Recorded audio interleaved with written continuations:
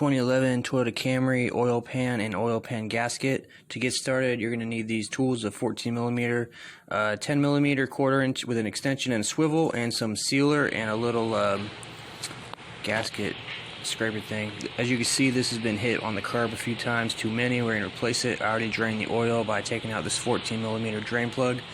All you're going to really do is take these 10mm bolts off. There's like a couple nuts as well. And there's a couple of them that you'll probably need like a swivel socket. I'm using a quarter-inch 10mm because a couple of these are in a tight spot. You might be able to get away with just your basic socket and wrench set if you're clever, but to make it easiest, I got quarter-inch stuff. So just go around, take these 10mm off. There's around like 20 of them or something, I don't know, maybe 30, but like I said before, a few of them are nuts. And when you take the nuts off, there'll be like a little stud there. You can remove the stud if you want with an inverted torque socket, but I was able to leave mine on there. But actually, now that I think about it, it might make it easier if you take those out. When you're taking these off and putting them in, be real careful because they strip out real easy, and on the block as well, it strips out. So just be cautious and aware of that. So once you got those off, I had to use this little guy. This is like a paint scraper or like a gasket scraper. And what I do is I put it in between the block and the pan, and then I gently tap it in, and I just kind of work my way around to loosen this up. After you get your bolts off, it's most likely not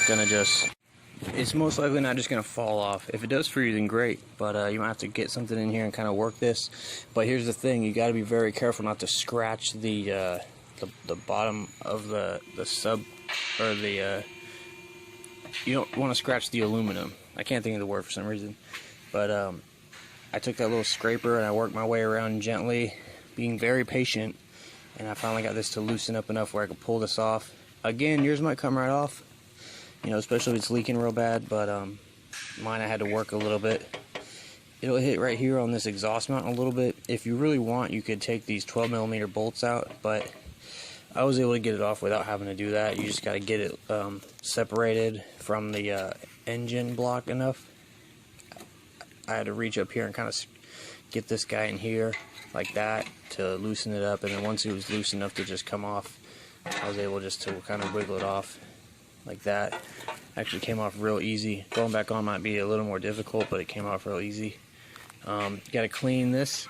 This surface has to be perfect for the new gasket, and if you're just doing this the gasket, you got to clean the oil pan as well. But I got a new oil pan, so I just got to do up here on the engine, wire brush, something that won't scratch or gouge this aluminum.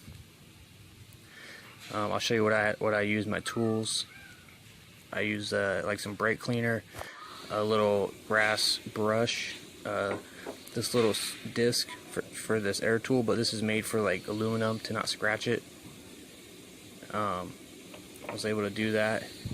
I use this, and yeah, this little copper brush and a rag. So cleaned off camera, and this is what I was talking about earlier, these little gouges.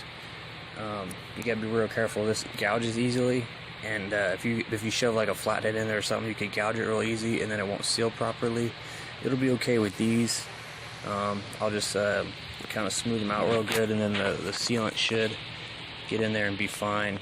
I've actually seen worse. Other people do worse, and it's sealed fine. There's my part number. Got my oil pan. Here's the sealer. This is Toyota sealer. It's called FIPG. It's actually the best one for oil that I've seen. So I'll be definitely using Toyota sealant on this. Basically, you just go around and they call it a bead. You just go around here. You don't want to do a ton and make a big mess. You just do a decent amount, and I go around the holes for the bolts. I'll do like behind it and in front of it just a little bit, just for safe measure. In my opinion, you don't have to though. You know, you can just go like behind it or in front of it. But anyways, when you get it back on, you want to get it on quickly. Don't rush so fast that you get the gasket all over the place. And then once you get it on, you want to tighten down the bolts. Obviously, don't just do one side all the way tight and then you know, get the other side on. You got to do them all a little bit at a time and get it torqued down evenly. But that's it, guys. I know it's quick, but hopefully this helps you out.